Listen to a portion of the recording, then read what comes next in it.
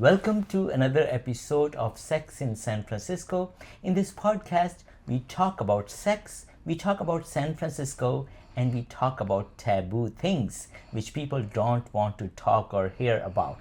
Today, we have a very interesting guest, and her name is Morningstar. Hello, Morningstar. Hi, Dr. Z. How are you today? Wonderful. It's my birthday today, my 67th birthday. Happy birthday! Thank you. So, Morningstar, what are you wearing? This is the Pacific Islander of me, like Hawaiian. My grandma is Papua New Guinea. And the Filipino is not Asian, the Pacific Islander. And this is my Native American. I belong to the Bear Clan. Native American. Yes. Beer clan. Yes. Okay. Yes. What does that represent? Because when I came to California, I decided to live in California. I went and talked to the California native because I want to let them know I want to live here. And what can I do to support them? They said, let them know that this is California land, okay? And at that time, How old were you? I was in my 20s, you know. And what happened, I had a mentor who's also Two-Spirit like me. Two-Spirit means you're LGBTQ Native American.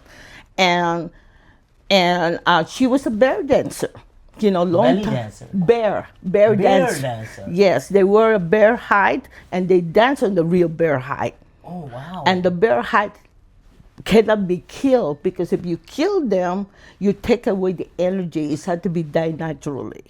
Okay, and they took the hide off. And what happened long time ago, many years ago, because we have, it was illegal at that time to practice our religion. So the men decided they do the bear dance with no women. Long time ago, the bear man gets on the ground and the women stand up with the ball, which is the medicine of the people, like a herb stop, you know, medicine of the people. So they carry the medicine to let people know that they have the medicine. And long time ago, it was illegal to practice our religion. The Christian people have more rights than we do, you know. And what happened is like the drumming. When you go to power, you don't see women. Long time ago, women were the drum keeper. But because it was illegal, the men decided they should represent to protect the women and children. Once in 1978, when Ronald Reagan signed the treaty, it was they can practice, then they forget the women. Okay? So what my teacher did, she was a bear dancer, but she was not allowed to dance. But she was giving bear hide to the bear dancer, especially children. And then the medicine man said, you know, when I was a kid, my grandma used to dance. That's why I become a bear dancer. Would you like to dance? It was a big deal, you know. So when she had her bear hide, and at that time, it's only men around the ring, you know. And then she asked me to assist her. And I said, I can, you know, there's no women. And I'm new at that time. And then she said, no. I told them you need to assist me. You're my assistant. So what they do, they go into the mountain. They fasted for 4 days, no food and water. When they came down, they go to this cave. When they go to this cave, you can hear them making all this noise, but the earth is shaking. And then when they go into the arbor, they actually open the gate. It's 100 pine tree. Oh. Okay? So what happened, my job was to protect the children and the mother bear. So, you know, when the men do their bear, they're like so fast. So my job was to protect them, to move them away. You know what? That's the most beautiful sight I've ever seen. When I see the mama bear and the baby bear dancing together like this with the full moon, I almost cry. Where were you born? I was born in the Philippines because my father was stationed there. And then you came to America? Yes, in 1983 during martial law. So, Morningstar, you are a trans man. Yes. So, what, in the soul of you, since you were a little child, what did you feel? Did you feel like a man? Well, when I was a child, my mother tried to make me into a femme. She even named the beauty parlor after me. And I used to be called Diane. You know why? When I came to America, if you don't have that kind of American sounding name, they tell, oh, you look like Diane, I'm going to name you Diane. They want an American name. That's what happened to me when I came to this country when I was 12. Okay? And so when they put a pink dress on me, I take it off, have my underwear, and just jump to the pool. Don't win the So you day. were like a boy. Yeah, I was a boy. They said they called me a tomboy in those days. Tomboy. And then I did not like doll. I was born in 59. We have Barbie doll. Oh my God, that was the most ugliest Barbie doll I ever met. Oh, sorry, those who are Barbie doll fan. I still love you, but I just don't like Barbie doll. And it was a long leg, skinny ass woman, no butt. You know what I mean? I said, this is not me. And everybody was buying me Barbie doll because I was born in 1959. I like to play with fire truck. I like to play with boys' toys. And my mother was so mad she put my toys inside the cabinet thinking I was gonna cry. I didn't cry. Oh, another story that my mother did, I was late and she was mad because those days we didn't have cell phone. We had pay phone. So I came home late. She got mad. She burned my clothes. So I had to pretend to be crying, Mommy, no! Because they were all femme clothes. But in my head, yes, yes, yes, I can wear a pants, I can wear a t-shirt, I can wear whatever I want. And when I go to school, because I was an athlete, I always wear shorts and t-shirt. I didn't want to, because I'm a Catholic girl, recovering Catholic. So they had the skirt. I never liked them. And then they would kick me out of the school. Then finally, my coach would say, hey, after the class, they had to go, practice. And at that time, we were winning national. So, okay. So I wore shorts everywhere and t-shirt. What's so funny, by the time I was 17, my parents were so shocked. The men were coming to my house. Oh, is Diane there? And they were like, what are you doing to this man? I didn't do nothing. I just talked to them. And my parents was happy, thinking I would get married, have children. I was in love with the women. You know what I know? My brother cannot write love letter. Guess who did all the love? I did.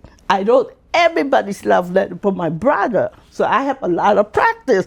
And then one day, the one woman said, we were classmates. She said, what's wrong? That's your handwriting? He said, yeah, that's my handwriting. You're the one who wrote me love letter. I said, no, my brother. No, you're lying.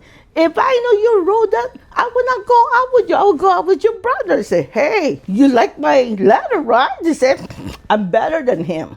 So whatever happened, you told me something about the immigration. Well, I came here as a dual citizen. My mother's Filipino. My father is American, but I was adopted twice by the 2 U.S. military.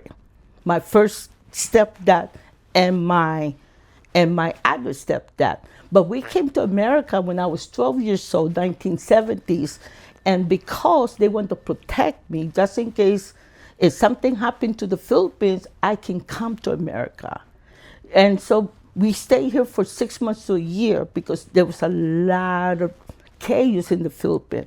By the time we came back, there was already martial law. So there was curfew, there was a military rule and everything. And I was forced to join our TC program in high school, our TC program in college, 2 years. You don't graduate. That's what's strict. But the nice thing being an our TC, because 1973, Israel invented our TC program, because if something happened to your country, somebody came in, war, whatever, then people like me who's young can defend myself, prepare myself to the war. So they also wanted to take away your citizenship. Yes. What was that story about? Well, I was a cop, and in Colorado that time there was anti-gay law. So if they find out you're gay, they have the right to fire you and not hire you too. How old were you when you were a cop? I was in my 20s. like 26, 27, I just came to America because I came here because I was a political asylum. Yes. And then out of 2,000, there was only 10 of us who got in. So I had to take the written test. But people didn't know I already took criminal justice in the Philippines before I came here. And I become a cop. I took the training, but in those era, if you don't know, if you don't remember, maybe I'm getting older. They don't allow cross dressing. So when you go to the bar, the zipper in the front is for men. Zipper in the backs are women. Wow. And if we know that there's going to be riot, we all run to the bathroom. So we change our pants. Like me, if I had the front, I change it into my back. So, and then I pretend to be dancing with gay men to look like we're straight. I was outed. I got caught. Okay? Wow. It was in the paper. Okay? And somebody came forward, one of my exes who was mad at me, said, yeah, she's my lover one time. And at that time, I cannot lie anymore. I said, yes, I'm gay. And then I got kicked out. But the way they kicked me out, they didn't say, oh, you're gay, that's why we kicked you out. They said I was not a good cop. I didn't do a good job. The only reason they kept me, I was the only one who knew how to do DNA with a needle and a magnifying glass. Everybody did a computer. That's why they kept me around. I have a talent that nobody else have. But because I'm gay, I get kicked out. Yes. So after you finish your police Yes. cop thing, what did you do afterwards? Well, I went to college at the University of Northern Colorado. We're in Greeley. But I was very unhappy because I was in the closet. And nobody will hire me, even as a dishwasher. Look at me. Do I look like I can pass? They wouldn't even hire me as a dishwasher. And I could not find a job. And I need to survive. And somebody told me I need to go to San Francisco where we have gay rights. That's why I end up in San Francisco. When did you come to San Francisco? In the 80s, what I did, I have a dubby bag. I didn't have a lot. And I have a girlfriend at that time. I was dating her from Michigan, came and picked me up and brought me here. That's what happened. You must be very happy. I was very happy. In 15 minutes, I got my job. No problem. But it took me forever in Colorado. Nobody will hire me. I got a job. I used to have 2, 3 jobs at one time. One part-time, another part-time. And then I did it because I wanted to have my own place. In those days, you could get a place very cheap. When I lived in my apartment for 32 years, I only paid $800. Before that was $600, 2-bedroom. Wow. Now, and then that's during the AIDS epidemic. And that's what happened. During the AIDS epidemic, they didn't like gay people to be here because we were going to bring AIDS. And I was a sun dancer then. Sun dancer means you fast for 4 days, no food and water in the 90s. And we get kicked out from the ceremony because we were gay, but because we had a black lady, they were scared that we will bring AIDS. I get kicked out too. And I met a woman who started Two-Spirit Gathering and Two-Spirit Women Sundance. She was a lesbian, they kicked her out. Even though she'd been dancing for 20 plus, women were never put in the leadership, it's always been men. So she only can take care of women, and she was their midwife and their nurse. And because she had no place to go, she started one. And that's how I came about. I was dancing with traditional Sundance, that's the straight one, and I will dance with the Two-Spirit women. Now they're gonna have Two-Spirit Sundance where everybody's welcome so that I can be out. Morning Star, do you think that in 2026, now the women don't get kicked out the way they used to be kicked out in the 70s and 60s and all that? Well, in San Francisco, we're kind of open-minded. Even white people are better here. I hate to say that, you know what I mean? And the people of color, we get along, But because of what's going on in our climate and having the crazy man in the White House, I don't know what to say. And then what's so hard for me, I'm taking testosterone now. And I'm going to have a top surgery. So I'm still non-binary. Okay, you're non-binary. But I'm still if by then if you look at me, I'm gonna look like a trans man. Trans man. Yes, and I had to be careful. I had to be careful because my ex-wife was black, and when we go somewhere, we have to. If we have a tattoo, you have to cover it. We cannot hold hand, and we had to appear with we're harmless tourists. You know what I mean? We have to conduct ourselves a different way. And the more I go somewhere, I always end coming back here because I can be out here and be accepted. And and I've been to Texas. That's where my sister lived. This man called me the F or the faggot, and I'm like, "Who is this calling faggot?" I turn around and he showed me his gun. In Texas, they're allowed to carry a gun. Wow. Okay, I thought he's going to shoot me or something. So what I did, I look at him, and I know the airport's not very far. I just keep walking, like pretending that he didn't exist. And I'm grateful to be alive here because I don't think I can go back there and be safe again. What would you tell our audience the way you lived your life and you wanted to be who you wanted to be? What would you tell our audience? Well, I tell them, go where the warmth is. When I was in Colorado, I was miserable. I thought I was going to commit suicide.